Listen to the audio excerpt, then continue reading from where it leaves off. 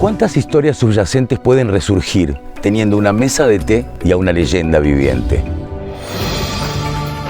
El teatro ha sido siempre mi vida. 7 décadas de escenarios, 7 décadas de emociones y ahora una nueva primera vez desde un colosal espacio de creación.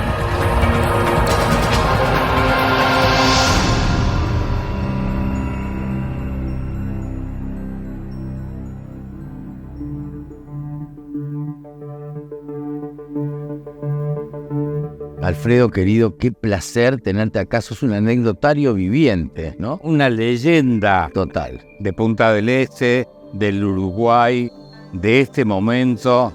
Alfredo está en el centro de cosas importantísimas. Totalmente, de la prensa internacional. Por supuesto, del mundo entero. El mundo entero. Entonces, a mí me encantaría que nos contaras, Alfredo, en qué estás, de qué estamos hablando. Ya ustedes seguramente en su casa saben de qué estamos hablando, porque ha sido comentario de todos los diarios, pero tiene que ver con un barco famoso. Habiendo sido anunciado en todas las primeras planas de todos los diarios que había un barco con más de 70 millones de dólares en oro y plata, y la imaginación de la gente hace que la gente se pierda el control, resulta que sí, así es. ¿Qué pasa? La gente vendía su auto, su casa, para darle a un buzo argentino que buscaba en realidad inversores en su proyecto para rescatar Nuestra Señora del Loreto, hundida en un temporal en 1792, un 29 de mayo en el puerto de Montevideo. Algo sonaba raro y le propusieron a un americano poner $1 millón y a través de un estudio muy importante de la Ciudad Vieja, el americano dijo: yo no le voy a dar la plata, $1 millón a este señor buzo, pero quiero saber la verdad, me interesa mucho este tema. Fue así que me contratan y me voy, como es mi pasión para todo. Alfredo es capaz de cualquier cosa, y ahí me hice investigador formal en el Archivo General de Indias a través del Ministerio de Cultura de España. El Ministerio de Cultura de España reúne archivos y bibliotecas, incluyendo Valladolid, y luego también me registré como investigador en el Museo Naval de Madrid. ¿Qué pasa? Yo había sido investigador durante muchos años, desde los 15 años, en el 69-70, en la Biblioteca Nacional y en el Archivo General de la Nación. Me recuerdo una nota del diario El País de Goldaracena, pasión por la ciencia heráldica, investigaba el origen de los apellidos. ¿Y qué descubro? Después de meses de metido en los archivos, de tal intensidad que quedé con la espalda dura, porque las mesas son altas, los archivos, todos los legajos son muy altos, entonces no podés estar sentado, te quedas acá. Entonces parado después no me podía levantar. Resulta que este barco no venía de Callao, Perú, hacia España cargado de oro y plata. No traía un centavo porque venía de España hacia Latinoamérica. Por lo tanto fue un escándalo, primera plana de todos los diarios. No hay tesoro en la Loreto. A vos te voy a matar, me dijo Rubén Collado, en las afueras de un bar de 18 de julio. Le dije: ahora y afuera. Y por supuesto se calmó, y esto era la realidad de los archivos. Era la verdad. Traían mercurio, se llamaba azogue. Esta fue primera plana de todos los diarios. Estamos hablando del año 1986. Y como es mi energía y mi inquietud, yo no voy a estudiar un solo barco. Me estudié 500 naufragios. Y me hice luego investigador en muchos archivos, y ahí descubrí mi información en el Public Record Office. En la década del 90 yo propuse a la Armada Nacional, al Ministerio de Defensa, el rescate del Graf P. Para darte una idea, hablan de la batalla del Río de la Plata, pero en realidad fue en aguas oceánicas. Esto empieza con el nombre originario, pero te lo estoy haciendo muy corto, en la primera guerra, en la batalla de las Malvinas, y luego este barco que había hundido 9 barcos mercantes de los aliados, lo vienen persiguiendo y se enfrenta al Aquiles, Exeter y Ajax, muy lejos de Punta del Este, fuera de las costas de Rocha, a 200 millas afuera de Punta del Este. El capitán le pone cargas de torpedos en la proa y en la popa, explotan las cargas de la parte de atrás de la popa, y el barco queda en dos partes. 183 metros tenía, 187 metros de largo, y básicamente se salvan la mayor parte de la tripulación. Muchos tripulantes mueren, muchísimos de todas partes. Hay fake news. Los ingleses anuncian que venían una gran flota a enfrentarlo.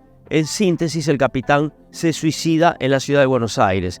En ese momento... Se suicida porque si no iba a caer preso. No, es mucho más complejo que eso, porque tenía grandes presiones de Hitler, que lo mandaba a enfrentar a otra flota. Tenía problemas de maniobrabilidad en el barco, tenía problemas de munición, tenía problemas de la planta purificadora de agua y de combustible, tenía cañones antiaéreos de alta velocidad, tenía un radar, tenía un sistema de telémetro. ¿Vos sabías todo esto?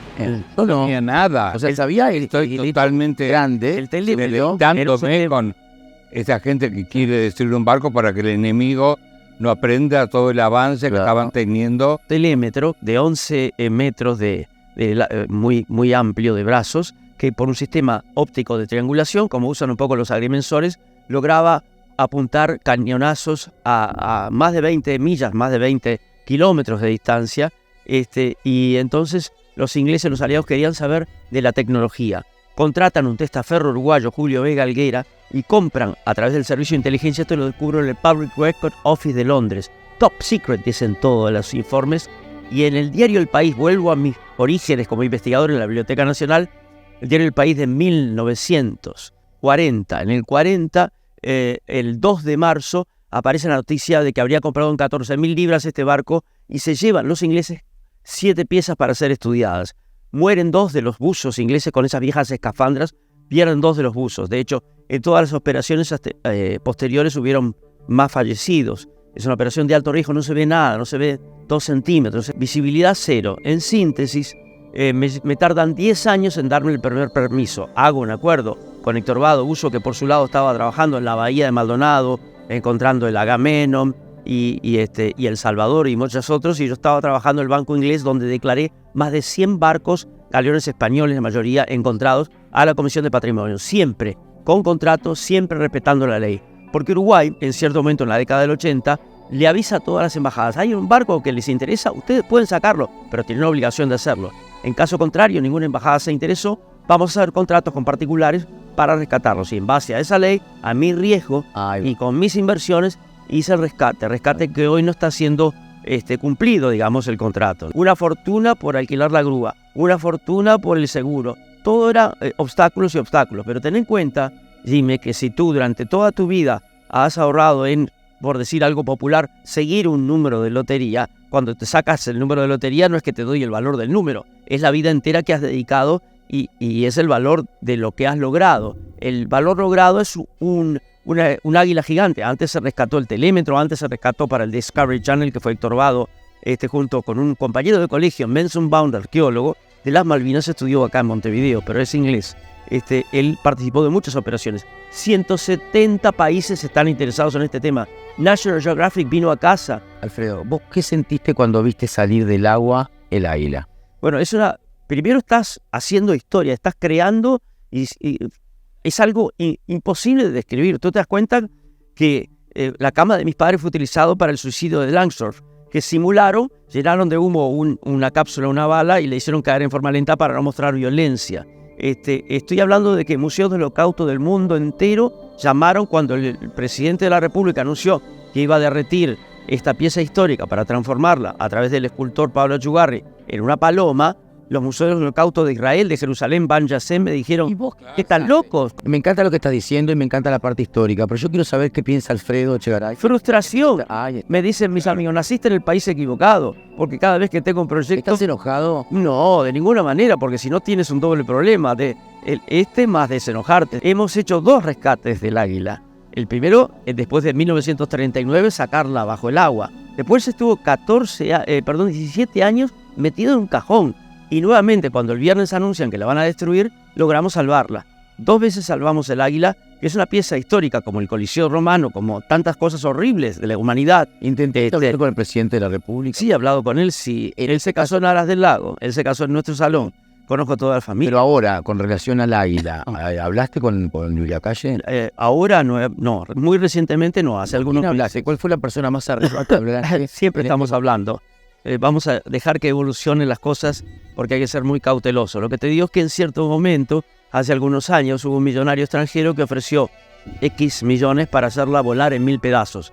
Pero no se vuela en 1000 pedazos nada vinculado a la historia. La historia es para recordar, para reflexionar, para corregir el rumbo. ¿Ya podías haber ganado plata con esto si lo hubieras vendido a ese millonario? ¿Estás autorizado legalmente a hacerlo? No, porque esto ha sido una carrera de obstáculos y muy injusta, porque cuando... Pero eso no lo pudiste haber hecho. No, en realidad, tú fíjate que cuando se hace la subasta de piezas, se separa entre el Estado en Sotheby's, en New York, de Nuestra Señora de la Luz, mal llamado el Preciado, frente a las costas del Carrasco. Ahí se dividen las piezas de acuerdo a la ley, de acuerdo al contrato. Cuando lo debía Maldonado, también se divide todo de acuerdo a la ley, de acuerdo al contrato. En este caso, no cumplieron con la ley, no cumplieron con el contrato, siguen poniendo obstáculos legales, pero hay una ley que está por encima de todas, que es el derecho humano, que está en la Constitución. Está en la Constitución la protección de tus derechos. No te pueden, es como dijera, bueno, todo lo que has trabajado tú en tu vida, Carlitos, ahora se lo queda el Estado. Es ilegal, no pueden. Y seguiremos luchando, y empieza la otra batalla. ¿Vas a hacer un juicio contra el Estado? Estamos siempre en juicio. Una pena, cuando deberíamos aprender a trabajar. Perdóname que parezca tan popular. La Sub-20 nos dio un ejemplo de humildad. Es brutal. Nos dio un ejemplo. Es cierto. Y ahí dicen algunos, no, porque no encontramos consenso en la población. Al contrario, nunca se vio en la historia un consenso tan brutal de todos. ¿Consenso para qué te dicen en la población? Para destruir el águila. Al contrario, la encontraron, pero para protegerla. Claro. No porque sea un símbolo del mal, de ninguna manera. Porque es parte de la historia. Porque puso a Uruguay en el tablero de los acontecimientos históricos del mundo. Y porque están haciéndose producciones de todo tipo. Y porque el turismo, que es trabajo para la gente, es contenido, accesibilidad y comunicación, pero la gente no quiere solo sol y playa, la gente quiere cultura también. Claro. El mundo entero vende cultura. Tú sabes el buen negocio que hacen los grandes museos del mundo. Y el contexto académico es el ámbito natural para exhibir una pieza de este tipo, como los propios museos del Holocausto. Hay un águila muy similar que se exhibe en Londres, en el Museo Imperial de Guerra. Hay un águila que tomaron los rusos al terminar la Segunda Guerra en Berlín y se la prestaron a los ingleses. ¿Y dónde está? En el Museo del Holocausto, el tercer y cuarto piso, Museo del Holocausto, y en el segundo piso está el águila. ¿A vos te parece que debería estar ahí en el Museo del Holocausto el águila? Pero no me lo digas ahora. No me lo digas ahora. Voy a decir una frase que nunca se ha dicho en televisión. Quédate ahí pegado, porque falta mucho, pero mucho más y más intensidad en Perciabale íntimo y eterno, hoy en un mano a mano con Alfredito Chegaray.